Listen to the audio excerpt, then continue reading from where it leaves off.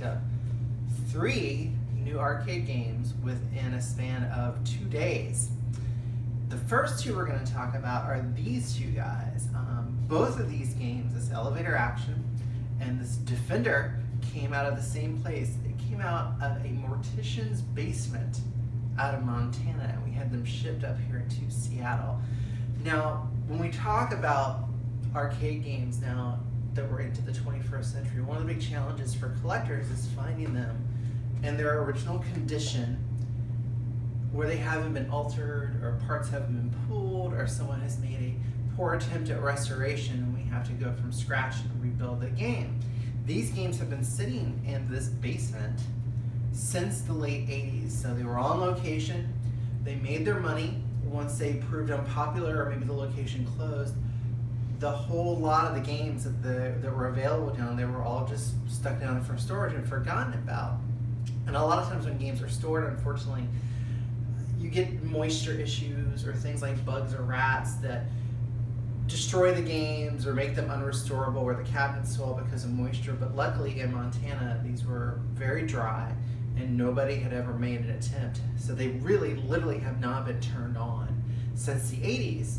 So when we got them, we bought them as is, and we thought it was going to be a long-term project getting these things back together. And lo and behold, both of them are actually working. And we're going to talk about this guy first, Elevator Action by Taito, which has been one of those top 5 games I've wanted in my collection ever since I started collecting 20 some odd years ago. Most of these Elevator Action games came in the form of a conversion kit, and the conversion kit was the board, the marquee, the bezel itself, and new control panel graphics that you would put into a previous game, like usually a Jungle Hunt or a Jungle King or some other Taito product that maybe had waned in popularity. Elevator Action was a very, very popular game, and it made a lot of money for people who owned it for arcades or routes. They offered it also in this dedicated cabinet. You can tell it's a dedicated cabinet, not only by the model number on the serial plate, but also that it's brown and tan on the sides and the front, compared to if it was a Jungle King in its former life, where it would have been a green side or a different color. Taito had a specific color code for every one of their game cabinets, even though the game cabinets kind of looked the same. Some of the other neat features about Taito is, if you can see this, usually the marquee light on these games, like the one next to it, like The Simpsons here, it's powered by a big fluorescent tube, which 99% of all arcade games are. But with Taito games, they're small little individual lights like in a pinball machine. So we have the instructions underneath the screen as well that also lights up with these little bulbs. That's really clever. It's just a neat little thing you don't see in any other cabinet. It just adds a little something to it.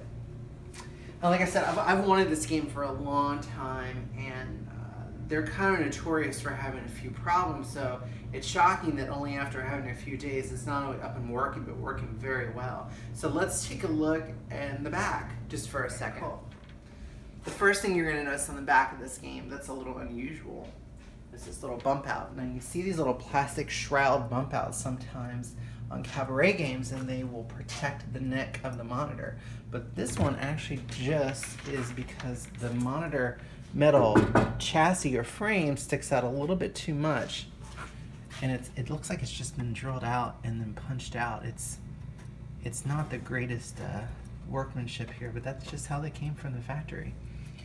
Underneath you have the Elevator Action board, which is it's a 3-layer board with this little daughter board on top of it. It's a pretty auspicious piece of technology here. That's a lot of circuitry, and then above it, this is what they call the filter board, where all the individual things like the amplifier or the control panel, and they all plug into this. And the reasoning for this was there were some FCC mandates in the early 80s concerning CB radios and not interfering with certain things of that nature. And they were so concerned that arcade games kicked up too much interference, they made them put these ridiculous interface boards, these filter boards in them. And if we go in here, first you'll notice this game is extraordinarily clean for something that's been sitting around for 30 years. That this is the power supply on these Taito games. They are notorious for overheating and being fairly unreliable. We were able to get this one working, believe it or not. It was just a blown fuse, which is kind of always the joke about these games. Oh, it's just a fuse, and it never is. But this time it actually was just a fuse, and some things were plugged in incorrectly. And someone has smartly put over see this kind of like handmade heat sink that is getting some of the heat off of the actual power supply, which is smart. But we're gonna actually switch this to a switching power supply, a more modern one for reliability, so we won't have any future problems. But it's fully working. You see, I mean, even the monitor inside, I haven't cleaned this at all. It's just pretty spotless. This is the kind of the dream, to find these kind of games in this kind of condition, and then to have one that just, after a minimal amount of work, seems to be working like a charm. It's been on and off for several days now. We've been playing it, and I haven't even put a cap kit on the monitor or flyback. It's pretty incredible. Let's take a look at the Defender, because that's a little bit more average of the kind of games you find in a warehouse. So we've got our Defender, and it's a pretty darn clean example of a Defender. It's in pretty good shape. There's a little damage on the bottom, some scuffs, but the artwork is in fantastic shape. Even the T-molding. The control panel has the typical cigarette burns that you see on Williams games. I guess most Williams players are pretty heavy smokers. I also think it's interesting that the coin mech on these earlier Defender games, they utilize the same door we use in the pinball machines, and there's a slot here for dollars, it says, which is for Susan B. Anthony dollars, which never really quite caught on with vending, or anybody, I guess. They keep on trying to do dollar coins in America. It just doesn't really work out. However, when we turn this on, it actually does work. And this one had a problem with the power supply board. Again, more power supply problems, which is usually a good way to go. And we had to cycle through this menu every time because the backup battery is dead. It does work, even though it doesn't look great. The monitor's a little shaky. You can see some interference up here. The color is not real fantastic. So let's go take a look in the back here, and we'll see kind of what you tend to see with these kind of games you buy out of a warehouse. So if you look in the inside of this game, it's pretty gross. And there's a lot of dust and dirt. And this is usually what you find if you just see the K-Don. It's so disgusting, right? This is what you usually find when games have been sitting for a long time. Now I have gone through and recapped these two little boards on the monitor. This is a Wells Gardner 4600. I don't like these monitors. I find they're pretty unreliable, but it's gonna need some more work on the monitor to make it, I guess, up to the standards you kind of expect the monitor to look like. And if you look down here, you know, just again, a lot of caked on dirt. Now this underneath here is actually the original power board, power supply, and it's not working. I had this one that I've rebuilt for a different game that's the same. This is actually a Stargate one out of a Stargate, but it's exactly the same part. They use this power supply board for a lot of Williams games. So luckily I had this, which is nice. You always want to save your parts and have them ready. And the other thing you see on these Defender games, the RAM, which is right here, this is pretty notorious for failing. So I was kind of shocked that it was working. We've had a lot of problems with some of our other Williams games that we've run into our collection with RAM issues. These batteries save the data and the high scores, and as you can see, they are old and corroded, and we'll have to take those off. Batteries on CPUs, on boards, are kind of a problem when they're up higher, and they tend to leak when they're not changed. They're in storage and they ruin all the circuitry that you can't replace or fix. Luckily, this one's on the bottom, so even though it has corroded, it's corroded to nothing. There's nothing for it to ruin, which is kind of a nice thing. But the great thing about this cabinet or this project is that the game itself, one, it's complete, and all the serial numbers of all the boards match, so that's always kind of a neat thing.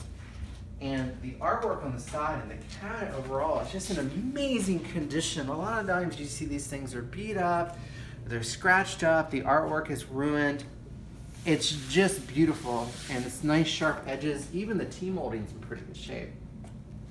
You know, I always like to see, you know, there's not a lot of damage on the bottom, not a lot of scuffs. This will clean up wonderfully. This will be a really nice original Defender.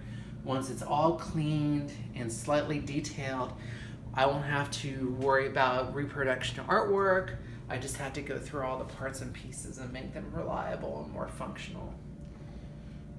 So now that we've taken a look at these two games, let's go back and take a look at what we have in the workshop, which is also very interesting. Come on back.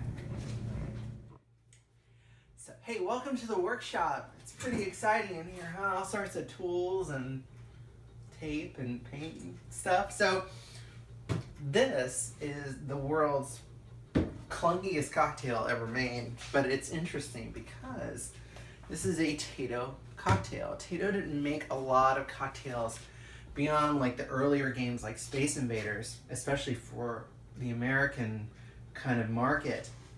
This was originally a Jungle Hunt, and how we can tell it was a Jungle Hunt by the model number and also various flyers and whatnot. Then I'll put like a little picture over here or something like, oh, it's popping up, it's great. Now, it's been turned into, yes, another elevator action, a conversion, and I doubt many games were converted to elevator action in the cocktail sense. Originally, Jungle Hunt and a lot of Taito games from the early, like 82, 83 kind of era, had this very ornate top glass that was super swirly and fancy looking, and I guess they did that as a method to try to sell these games in as higher brow, or at your fancy steak restaurant, they wouldn't look out of place. But that piece is very difficult to find, so we're gonna have to find one because the original glass was just, it's been lost to the ages. If we look, I'm gonna take the shroud off. We see this tiny little 13-inch monitor, and there's a lot of space inside this thing. I mean, you can really get in there and work. You see, just they could easily put a larger monitor in this, but these cabinets are designed to either orient vertical or horizontal depending upon the game they use. They used a very similar cabinet for Quicks in their cocktail, which is probably a little more common. You can tell it's a conversion also because they had to add an extra set of buttons. These outline buttons were the original buttons for Jungle King or Jungle Hunt, and these were added. You can see this one's pretty even, but this one they didn't do such a great job. And on the other side, it's actually missing a button. They didn't even bother to put an extra button in, which is pretty terrible. We look, pop this out. That's where our main board is, just like in the other elevator action. And there's our filter board. And back in there, we have our power supply. You can see it in there. There it is. There's that troublesome power supply and a big transformer and all sorts of fun voltage stuff that would definitely kill you. So you want to be careful around these things as well. Oh, look, there's a test switch down there, which is kind of cool. And I also like these, this integrated coin mechanism with the one player and the two-player button. These guys kind of look like the guys out of Berserk or Frenzy, the robots, which is not a Taito game, by the way. But so don't write me and tell me that. If we turn it on, it starts to make a wonderful noise. But we'll see that this game board is highly corrupted and not working very well. And if we push player 1, you can see the game is trying to function, but you see all this garbagey to cook. There's a bunch of letter R's in place of the graphics. That's usually caused by a corrupt ROM or number of corrupt ROMs.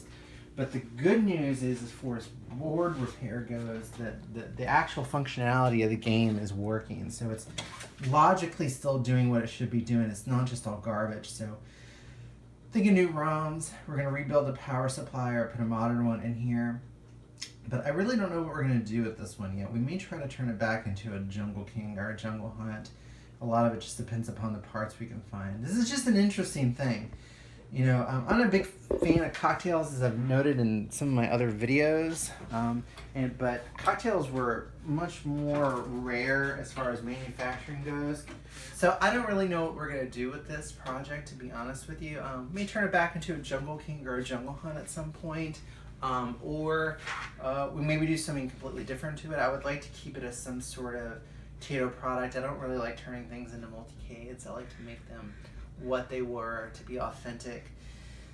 This is also so far gone from what it was, and finding that top glass, since there's no reproductions available for that top swirly girly fancy glass on the top, I just don't know what we're going to do. Maybe we'll get lucky and be able to find one out of somebody else's parts bin collection or something, but we'll see what happens. So thanks for watching the video. We've got a lot of projects obviously ahead of ourselves as we continue to buy more and more arcade games for no reason. This is what happens when you give somebody like me a credit card. I just keep on buying stuff. So thanks for watching. If you subscribe to my page, I really appreciate it. And if you haven't, that's cool too. Thanks for watching, and if you're a collector, happy hunting.